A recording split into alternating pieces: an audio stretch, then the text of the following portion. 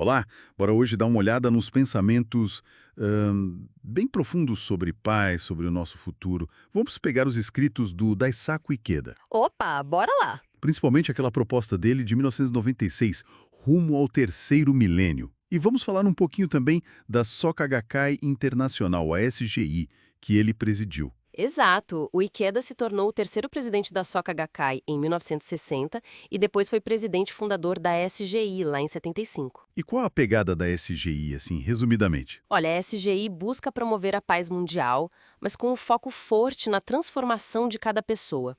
É o que eles chamam de revolução humana. A ideia de que a mudança começa dentro da gente. Isso. E também, claro, a luta pela desnuclearização, por um sentimento de cidadania global. É bem amplo. Entendi. E essa proposta de 96, ela veio num contexto bem pesado, né? Final do século XX. Nossa, muito. O historiador Eric Hobsbawm chamou de Era dos Extremos, né?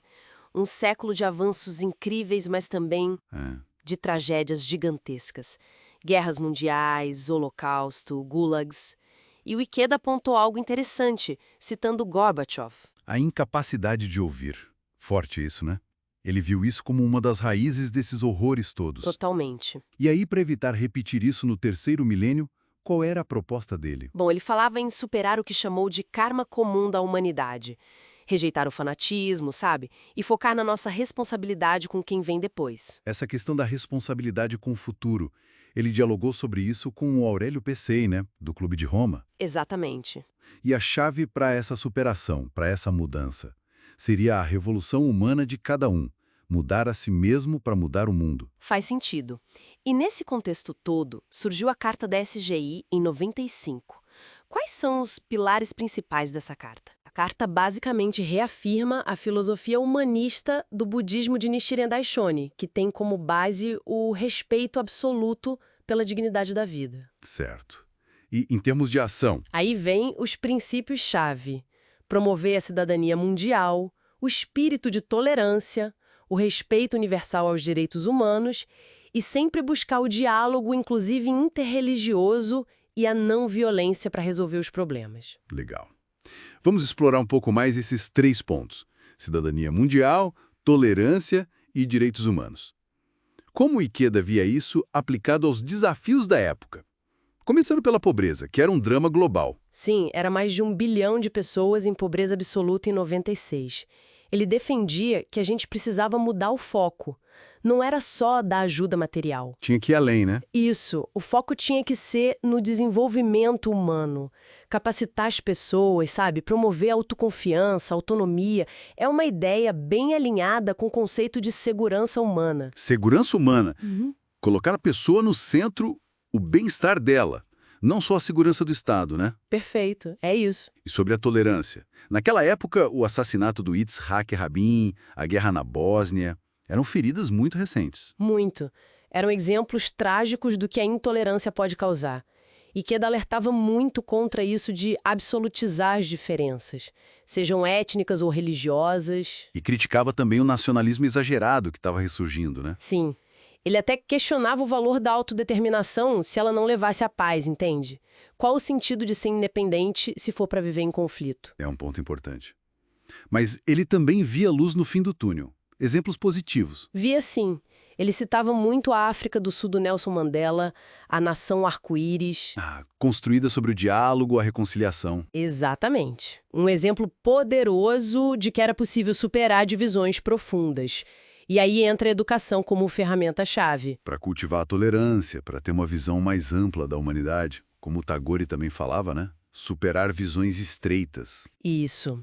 A tolerância para o Ikeda, ela brota dessa compreensão de que está tudo interligado.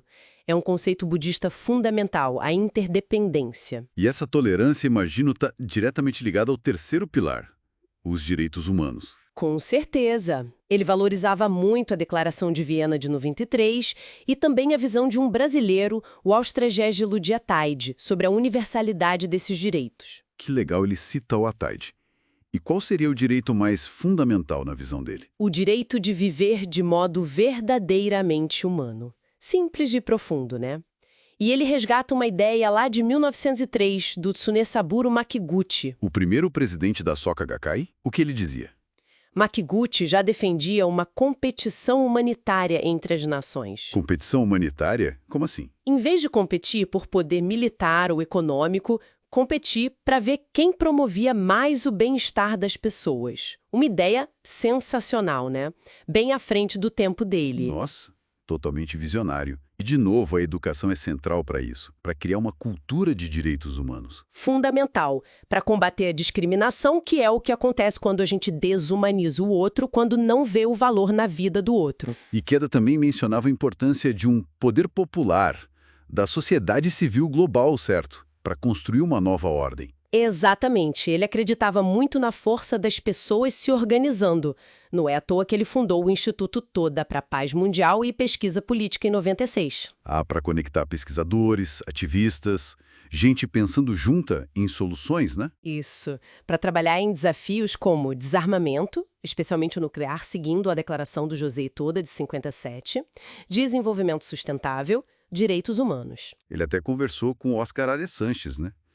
Sobre desmilitarização. Sim, sobre criar uma cultura de paz. Não só ausência de guerra, mas uma cultura ativa de respeito e diálogo. Então, amarrando tudo, parece que a mensagem central é essa conexão, né, entre a transformação interior, a tal revolução humana, e a ação coletiva. Ação baseada no diálogo, na tolerância, no respeito pela dignidade de cada um. Esse seria o caminho para a paz. Precisamente. Não é algo que vem só de cima, dos governos. É uma construção que começa em cada um e se espalha pela sociedade. A responsabilidade é individual e coletiva. É uma visão bem integrada. E para a gente fechar, tem uma reflexão inspirada no Norman Cousins, que era amigo do Ikeda, que eu acho muito boa. Manda aí. Ele dizia que o pessimismo e o cinismo são como que autolimitantes.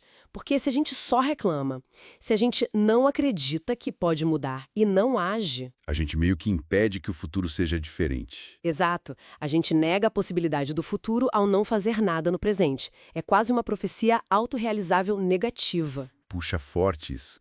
Dá muito o que pensar. Fica então essa provocação, como a gente pode manter o otimismo, a confiança, para encarar os desafios que estão aí, né? E trabalhar juntos para construir algo melhor. É a grande questão. Bom, assunto para muita reflexão. Valeu pela conversa. Valeu. Até a próxima.